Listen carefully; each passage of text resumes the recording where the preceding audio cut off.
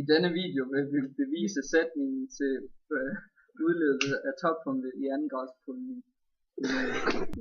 Sætningen lyder for at finde første koordinat. X, t er lige med minus b over 2a. Og for at finde anden koordinat lyder den y, t er lige med b over minus 4a.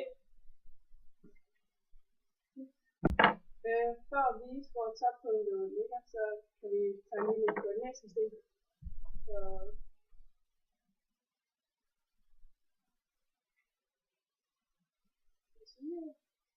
Og vi ved, at toppunktet ligger her, fordi den går fra at være stigende til at være faldende.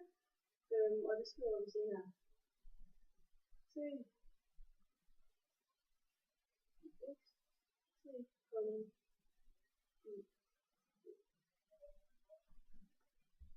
For at starte beviset lægger vi en vandret linje, som går lige ind på toppunktet, og den kalder vi for K.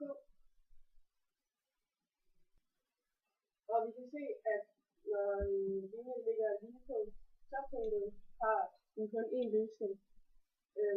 Og det kan vi se i den her linje, som er lige med K.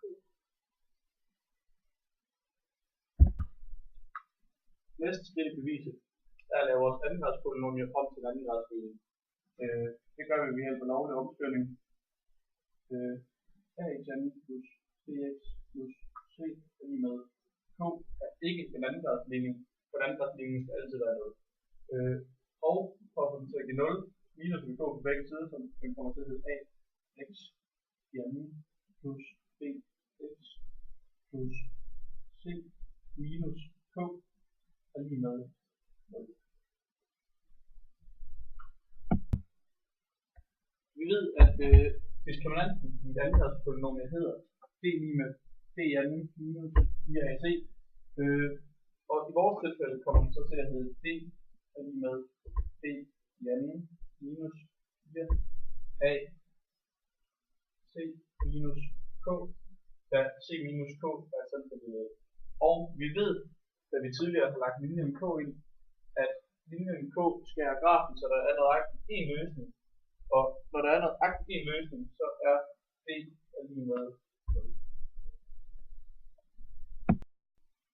Vi vil nu isolere k, fordi k svarer vores anden koordinat yt.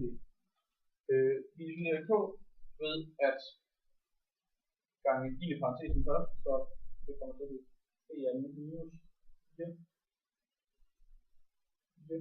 a c plus 4 a k.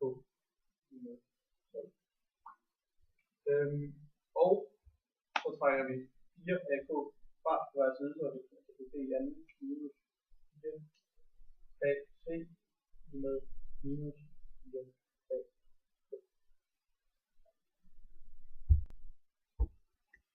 Her lægges mærke til, at b i anden minus 4 ac er kendt på vores diskriminant som det samme. Derfor kan vi skrive d er lige med minus 4 a k. Nu skal vi så isolere k. Det gør vi ved at dele med 4 minus 4a på begge sider af lighedstegnen. Og når man gør det, kommer det til at hedde d dele med minus 4a er lige med k. Vores k var også lige med vores yt, fordi vi tidligere har lagt linjen ind, så den starter grafen, hvor der var netop en løsning. Vi ved på vores lærebog, at når d er mindre end 0, er der ingen rødder. Når d er lige med 0, er der en rod, og når d er større end 0, er der to rødder. Vi ved på vores lærebog, at bestemmelsen til den ene rod hedder minus b over 2a. Vi ved, at den eneste rod er lige med toppunktets første koordinat.